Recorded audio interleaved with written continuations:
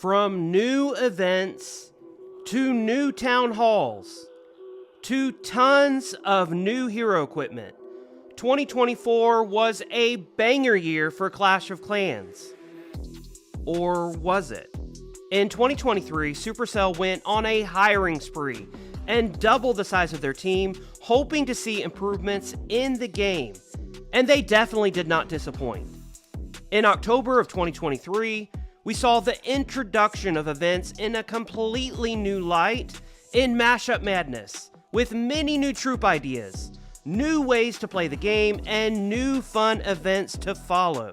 And then, the big news dropped. Town Hall 16 was being introduced after only a year of Town Hall 15, which up to that point had never crossed anyone's mind as a possibility. Even Supercell had said town halls would be around 18 months apart, so this was a super quick turnaround.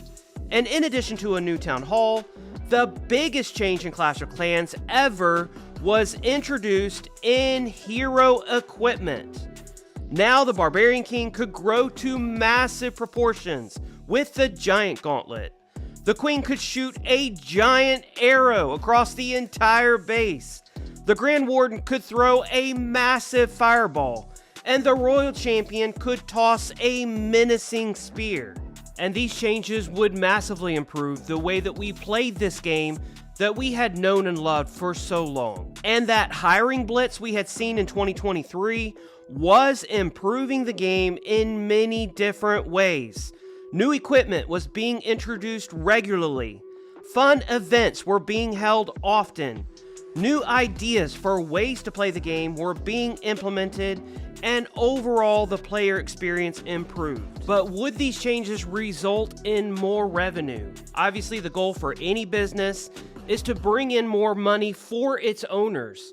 Did the massive changes and the huge hiring of staff in 2023 result in higher income in 2024? To answer this question, I turned to multiple internet websites which displayed to the best of their knowledge information on app revenue.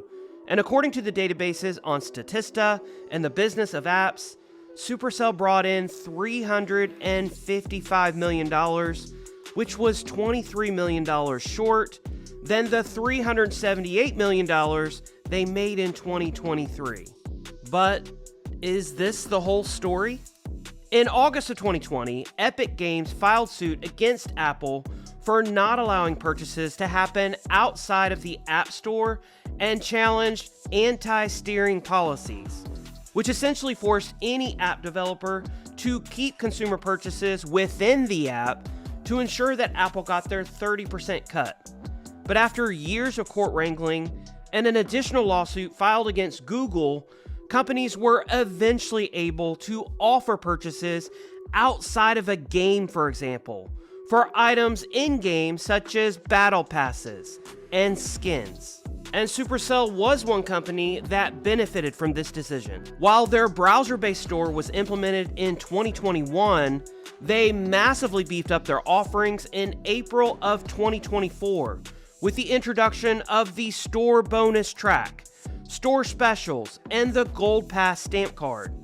And because these items are purchased outside the Apple and Google ecospheres, the massive fees paid for in-game purchases are not required. So while in-app purchases are reported by these companies such as Statista and the Business of Apps, the reality is out-of-app purchases, such as those made on the Supercell store, are not reported in these numbers, which means if Supercell made even a little headway in convincing players to purchase in-game items through their browser-based store, then 2024 was actually a better year for Clash of Clans. And just to add, if you are making any purchases in Clash of Clans, it is 100% worth it to go to the online store to make these purchases. There are great deals on in-game items such as event passes, gold passes, and other deals, but there's also the bonus track, which offers thousands of gems and tons of extra magic items when purchasing through the Supercell store online. So did Supercell make more money off Clash of Clans in 2024 than 2023?